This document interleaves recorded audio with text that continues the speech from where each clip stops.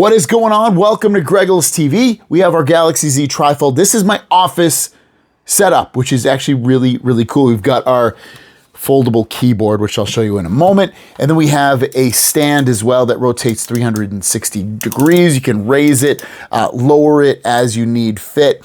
And it works great. It's for traveling, I guess you could fit it in a backpack. You're not going to fit it in your pocket or anything like that, but still very usable. And I love it. I use it all the time. It's it costs like 15 bucks, super inexpensive. Then we've got this foldable Bluetooth keyboard that also has a trackpad on it that you can see right here. And this thing works fantastic. You've got all the keys that you would need to, raise and lower the brightness. You got your home button, your search button, your play pause buttons, function button. There's all kinds of buttons on this. You can connect it to multiple Bluetooth devices. So if you want to connect this to an iPad or an Android device or even Windows, you can do all of that. It's really cool, really thin. You get up to 120 days of standby time on the battery. Two things I wish it had, maybe three things. And I'll just tell you those right now. It's not backlit, but I guess that's not the end of the world. It would be kind of cool if it was backlit. It also doesn't stand up. I wish it was kind of angled a little bit for me, stand like the way a traditional keyboard is, unless I'm missing something, which possibly, but I don't think it does. It does charge via USB-C right there.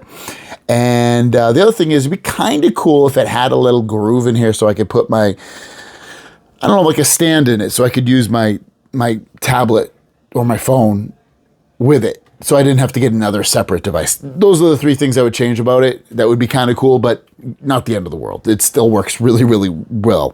On the trackpad, you have your left and right mouse. You can also tap and do all kinds of gestures on here as well. So I'll kind of show you that. So let's get into it. So I've got my, you can see the cursor automatically shows up. I can use two fingers to scroll and look at stuff. Swipe over. Let's go. I can use two fingers to, and it's not super smooth when you do it for some reason. I don't know why. When you use two fingers to scroll, it's a little bit like jaggedy, like versus just going like this. It's obviously really smooth, but when you use two fingers on here, like the gesture of going up and down, it works. And I can tap on stuff to go to it. So let me find something here to click on. Maybe I want to do this one right here. Where's my mouse? Oh, here it is. So tap on that. And it brings me right to the website, and I can read the website. And what's great about this is when I'm using it, the keyboard won't pop up, which I'll show you that in a minute, but you can swipe with three fingers down to go home. And then some of these buttons up here, I can use these buttons to brighten or lower the brightness right there as well. I've got another button that brings up my most recent apps, like kind of like switches between them, I guess you could say. This will bring me to my all my apps that are open right now. This brings me home. I don't think search does work if you ask it to nicely. You get your play pause buttons. I don't know if it's just gonna play. Yeah, it will. It will just play your music. Actually, that's kind of cool.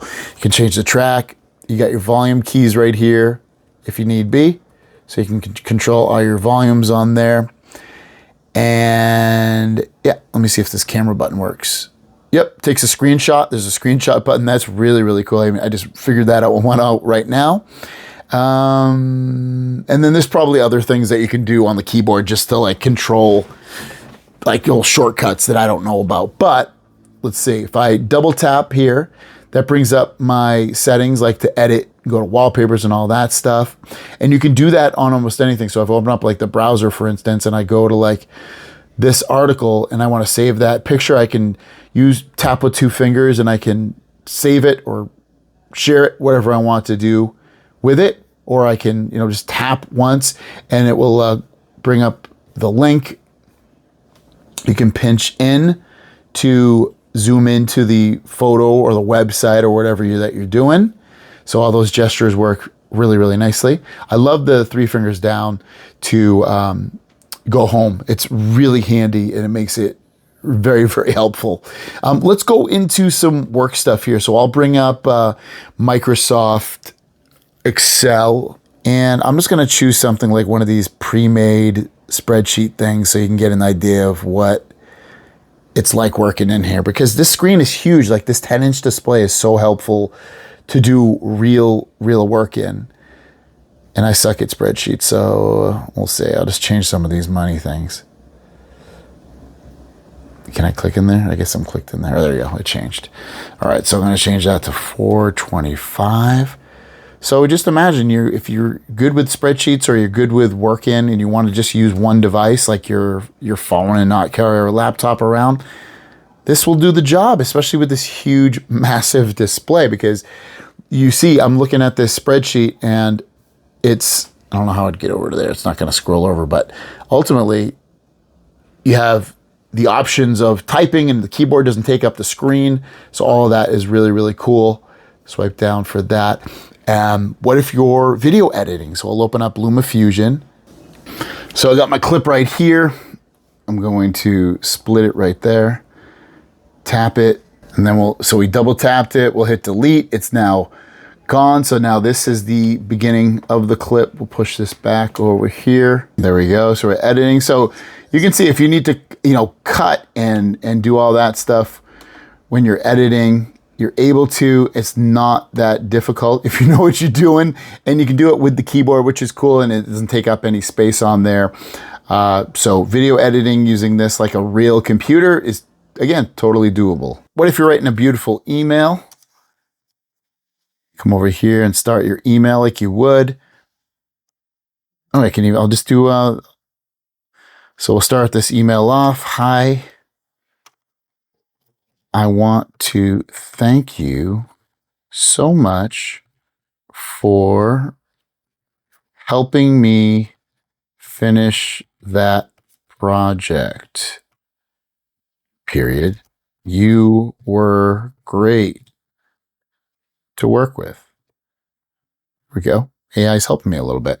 And then when you're done, hit the send button. But yeah, you can, if you love typing with a physical keyboard, this totally does the trick. So you can bring up your Dex mode on this, is kind of what they call it in. So when you have this open and you open up Windows, all the windows open up in these smaller type windows that you can work in. So if you needed multiple windows to easily get your job done, you're able to open up a browser window and do your stuff. You can easily come in here and control these as you see fit and resize them if you want, all with your finger or the trackpad on here. So pretty neat. And then when you're done, it automatically turns off. Just fold it up just like this. Again, it's not big enough or small enough, I should say, to fit in your pocket. I mean, so you have really big pockets, but going into a backpack or a small bag is totally doable. You get great battery life, and everything just is really interesting to use on here, and it connects automatically. Once you go, you're back on here. You can see I'm back on already. Close your windows if you need to. Really cool stuff. This isn't a new product. Other people have used this on other foldable phones, but using it on this is a real treat. So I'll link the case for this keyboard, I should say, and the stand down below if you want to pick them up. They work great. Here's the case for this. It stands right on here, rotates 360. Like I mentioned, you can lift it up. It's really sturdy, and use it, lean it forward, just set it the way you need to. So link down below. Thanks for watching. We'll see you guys down the road. Peace.